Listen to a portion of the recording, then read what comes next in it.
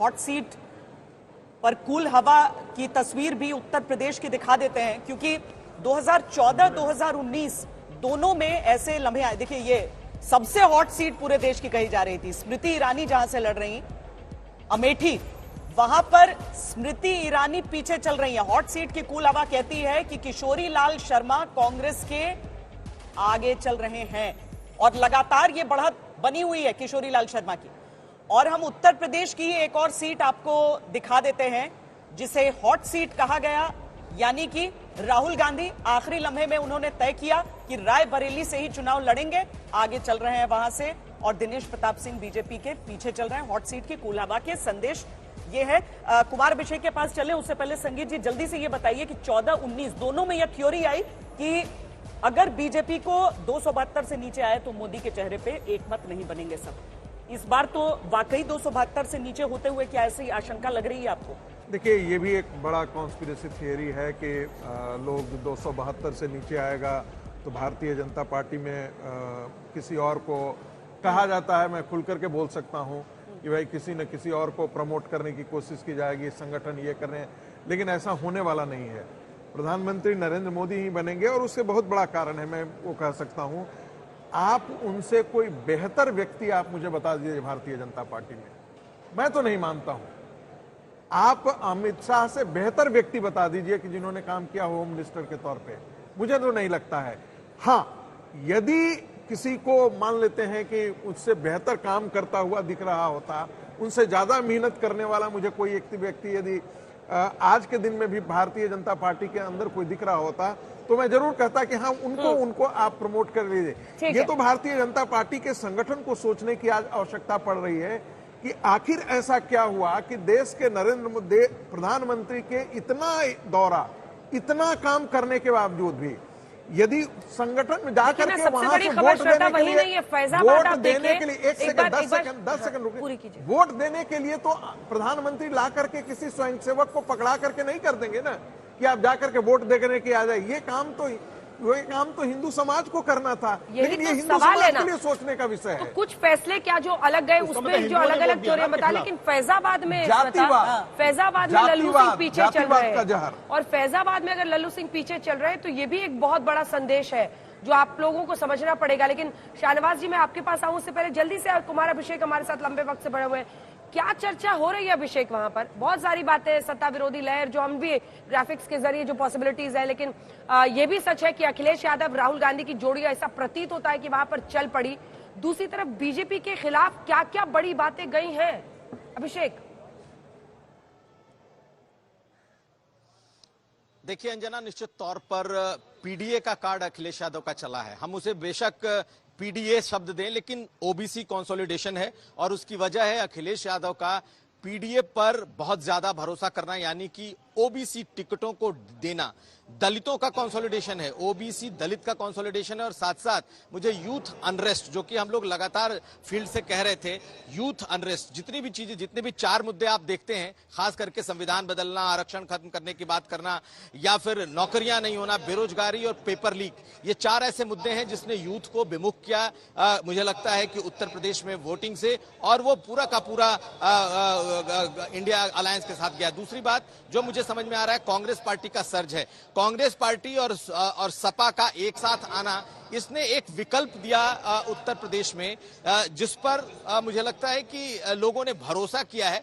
और जिस तरीके से संविधान को लेकर बातें हुई, इसने दलितों के बीच में एक बड़ा मुझे रिजेंटमेंट समझ में आ रहा है। अगर आप कहेंगे हिंदुत्व की बात या फिर अयोध्या जैसे सीटों को पर बीजेपी के पीछे चलने की बात, तो आप देखिए वहां पर किस तरीके से अखिलेश यादव ने एक सामान्य सीट पर, जहां पर कि लल्लू सिंह जो कि ठाकुर बिरादरी से आते हैं, और वहां पर उन्होंने पासी बिरादरी से अपना उम्मीदवार दिया, यानी कि दलित दिया। तो ये तमाम चीजें ऐसी हैं जो कि इस ओर इशारा कर रही हैं कि इस बार लोगों का भरोसा टूटा है। और दूसरी बात मुझे जो लग रही है वो ये कि कहीं ना कहीं बीजेपी का एक जो बहुत बड़ा एक बना हुआ है कि वो कुछ भी कर सकती है, वो कुछ भी फैसले ले सकती है, इसे लेकर के भी लोगों का एक रिजेंटमेंट था, जो कि मुझे अब समझ में आ रहा है कि ये चीजें यहाँ पर दिखाई दी। आप खाली 2 चीजें मार्क कर लीजिए, और आ रहे हैं उसमें एनडीए 289 और इंडिया गठबंधन 236। केसी त्यागी जी भी हमारे साथ जुड़ चुके हैं। केसी त्यागी जी, हम शुरू से देख रहे हैं ये लगभग रुझान आसपास ही, चंद सीट इधर चंद सीट उधर हो रहे हैं। इसीलिए ये जो बार बार ये भी कहा जा रहा है कि हम आते हैं आप तक, इस समय एक बड़ी खबर जो आ रही है वो भी हम दिखा देते हैं अपने दर्शकों को। बिहार की सभी 5 सीटों पर चिराग पासवान की पार्टी आगे है, यानी कि एलजेपी आगे इस समय चल रही है। हाजीपुर से चिराग पासवान 39,000 वोट से आगे हैं। हालांकि शुरुआत में यह भी कहा गया था कि चिराग शायद उनकी सीट फंस जाए, लेकिन फिलहाल इतनी बड़ी लीड के साथ लग नहीं रहा है। लेकिन अभी और राउंड आगे बाकी हैं और आरजेडी को 4 सीटों पर बढ़त। बिल्कुल। और सबसे पिता की उनकी पारंपरिक सीट भी है, चचा ले गए थे चिराग पासवान पिछली बार, उन्होंने रिक्लेम किया है इस पार्टी को। लेकिन अब बिहार पर चर्चा करते हैं और शाहनवाज जी, केसी त्यागी जी, 2 बड़े चेहरे वहां के हैं। आलोक शर्मा जी हमारे साथ कांग्रेस पार्टी का पक्ष रखने के लिए जुड़ गए हैं। बिहार के रुझानों में बीजेपी 12 सीटों पर आगे है, आप 17 पर लड़े थे शाहनवाज जी।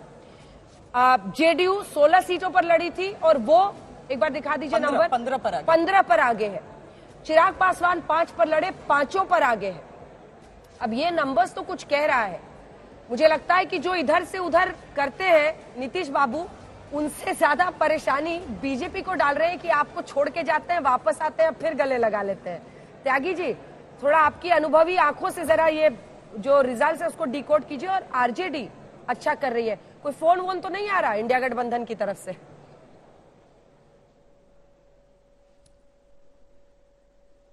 अंजना जी, राजनीति को इतनी गैर गंभीरता से मत लीजिए, क्योंकि हम पत्रकारिता को बहुत गंभीरता से लेते हैं। मैं आप ही से एक सवाल करना चाहता हूं, एक पार्टी बताइए देश की जिसने पलटी ना मारी हो। एक name 1, Congress no, BJP no, left no, Sharad Pawar no, Samajwadi Party no, BSP no. फिर ये हम पे क्यों आप चिपकाती हो कि हम पलटी मार लेते हैं? नंबर 1। नंबर 2, जल्दी मारते हैं ना, और बहुत बार मार दिया था नीतीश कुमार को। कितनी पलटी है हमारी? कांग्रेस जितने शपथ ग्रहण है नीतीश कुमार के, देवेगौड़ा प्रधानमंत्री, आप बताइए, अगर मान लिया 2004 में शपथ ग्रहण है, मेजोरिटी नहीं थी, तो हमारी गलती है क्या, या गवर्नर की गलती है जिसने बुलाया था? अच्छा चलिए, बीती बात है, अब तो नहीं मार रहे हैं ना। बीजेपी को चिंता हो जाएगी इस आंकड़े के साथ। नहीं, उनसे ज्यादा आपको न चिंता हो जाए, मुझे डर इस बात का है। हम जहां हैं वहीं पर रहेंगे। प्रधानमंत्री से कल मिले हैं, चैनलों ने चलाना शुरू कर दिया। कौन से आपके सोर्सेज हैं बताइए ना मुझको। नीतीश कुमार ने, उनकी पार्टी के किसी नेता ने बयान दिया हो, वो दिल्ली में आए थे अपनी आंख डॉक्टर को दिखाने के लिए, शिष्टाचार में प्रधानमंत्री से मिलने चले गए। आप एक चैनल से दूसरे चैनल में चले जाते हो। अंजना जी, आप दोनों तो नहीं जा रहे हो, तो वो दल बदल नहीं है आपका, या दिल बदल है वो? मैं तो 2003 से ही। अरे सर सुनिए ना, इतना गुस्साने की कहाँ बात है कोई। हम लोग तो बस आपसे थोड़ा आपके अनुभवी आंखों से बस ज्ञान लेने की कोशिश कर रहे हैं कि अब इसका मतलब क्या होगा। देखिए 289 है और बार बार सब ऐसे ही छेड़ रहे हैं बीजेपी वालों को। त्यागी जी सुनिए ना, अभी तो शाहनवाज जी के पास जाना है। शाहनवाज जी, एकमात्र हिंदी पट्टी का ऐसा राज्य जहां पर आज तक बीजेपी का मुख्यमंत्री नहीं हुआ है। आपने सुनिश्चित किया नीतीश बाबू वहां के सीएम बने रहे, बावजूद इसके कि कम सीटें आई। लेकिन 2 बातों पर केसी त्यागी जी, इधर देखिए, बार बार सब छेड़ रहे हैं। आशुतोष जी भी बार बार कह रहे हैं कि टीडीपी हो, जेडीयू हो, ये बीजेपी के लिए रिलायबल पार्टनर। एक सेकेंड सर, आज तक में आप काम कर रहे हैं या कहीं और काम कर रहे हैं, ये आप नौकरी कर रहे हैं। पार्टी में आप नौकरी नहीं कर रहे होते हैं, या पार्टी नौकरी का विषय नहीं है। केसी त्यागी जी, यही क्वेश्चन लोग बार बार सब पूछ रहे हैं कि ऐसा ना हो ये 289 है, अपने दम पर बीजेपी को नहीं है, जेडीयू और टीडीपी दोनों कितने रिलायबल हैं? वो कॉन्टेक्स्ट है इस सवाल का, इस पर जवाब दीजिए।